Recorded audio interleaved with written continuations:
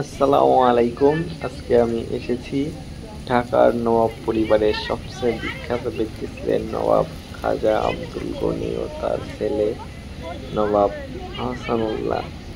এই প্রাসাদের নামকরণ করা হয় আহসানউল্লাহর নামে, আহসান মঞ্জিল। তো আজকে শিখেছি আহসান মঞ্জিলে। এটা ঢাকার বুড়িগঙ্গা নদীর তীরে অবস্থিত এবং এটা সদরঘাটের এলাকায়।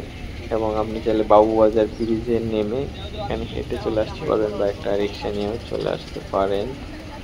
এটা একদম সদরঘাটের সম্মুখে অবস্থিত। ঢাকার বুকে ইতিহাস আর ঐতিহ্যের এক উজ্জ্বল প্রতীক আহসান মঞ্জিল।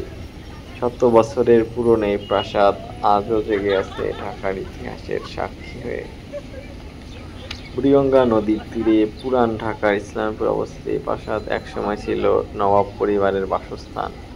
1859 সালে এর নির্মাণ শুরু হয় আর শেষ হয় 1872 সালে। এটা এখন জাদুঘর হিসাবে পরিচিত।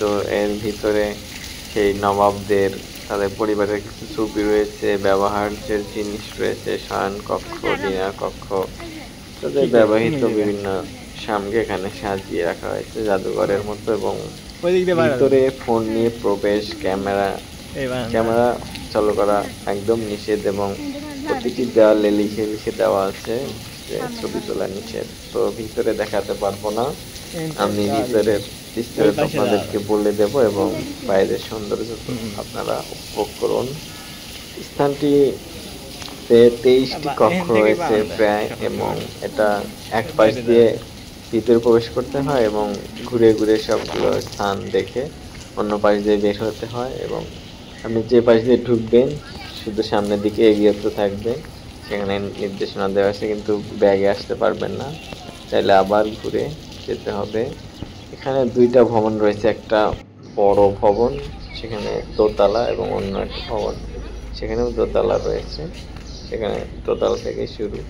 দুই পাশে দুইটা ভবন, ভিতরে জাদুঘর এবং ঐতিহ্য সামগ্রীগুলো রাখা হয়েছে, স্থাপত্যের মিশ্রণ রয়েছে। বর্তমানে এটি একটি জাদুঘর। এখানে সংরক্ষিত আছে নবাব পরিবারের ব্যবহৃত আসবাব, পোশাক, ছবি ও নানান ঐতিহাসিক দলিল, যা দেখে সহজেই জানা যায় যে সে সময়ের রাজকীয় জীবনযাত্রা। প্রতিদিন শত শত মানুষ আসে এই ঐতিহাসিক স্থাপনাটি দেখতে। শিক্ষার্থী, গবেষক আর ভ্রমণপ্রেমীদের জন্য এটি এক অসাধারণ স্থান।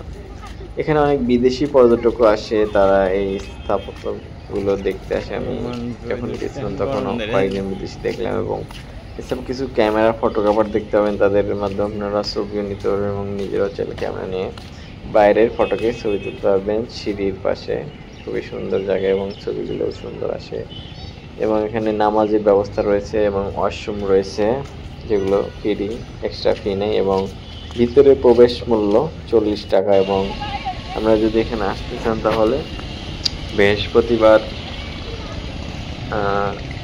শুক্রবার এটা বিকালে শুরু হয় এবং অন্যান্য সরকারি ছুটির দিন বন্ধ থাকে। তো এটা অবশ্যই আপনার, এবং অন্যান্য দিন শুক্রবার প্রায় সন্ধ্যা পর্যন্ত খোলা থাকে, কিন্তু অন্যান্য দিন বিকাল সন্ধ্যা 5টা পর্যন্ত সময় শেষ হয়। শেষ সময় তার ভিতরে আপনাকে ঘুরে বেরিয়ে যেতে হবে। এবং শুক্রবার সময়টায় বিকাল 7টা পর্যন্ত নামাজের পর এখানে আসতে পারবেন।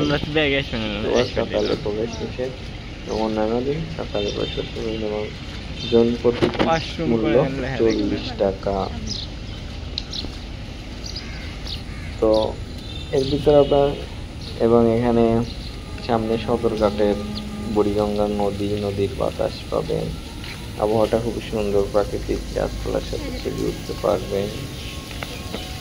তো জায়গাটা আপনার চলে ভ্রমণ করতে অনেক শিক্ষার্থী, অনেক কাপড়, অনেক প্রেমিকা যুগল, তারা এখানে আসে, ঘুরতে আসে, দারুণ একটা সময় কাটিয়ে যেতে পারবেন। তো নবাব আমলের এক জীবন্ত সাক্ষ্য এই পুরনো ঢাকার প্রাণ, এই আহসান মঞ্জিল। আপনারা চাইলে ঘুরে দেখতে পারেন। আমার ভিডিও কেমন হয়েছে জানাবেন। এছাড়াও যে কোনো প্রশ্ন থাকলে আপনারা কমেন্টে জানাতে পারেন, আমি আপনাদের উত্তর দেওয়ার চেষ্টা করব। এবং কারা কারা স্থানটি ভ্রমণ করেছে অবশ্যই জানাতে ভুলবেন না।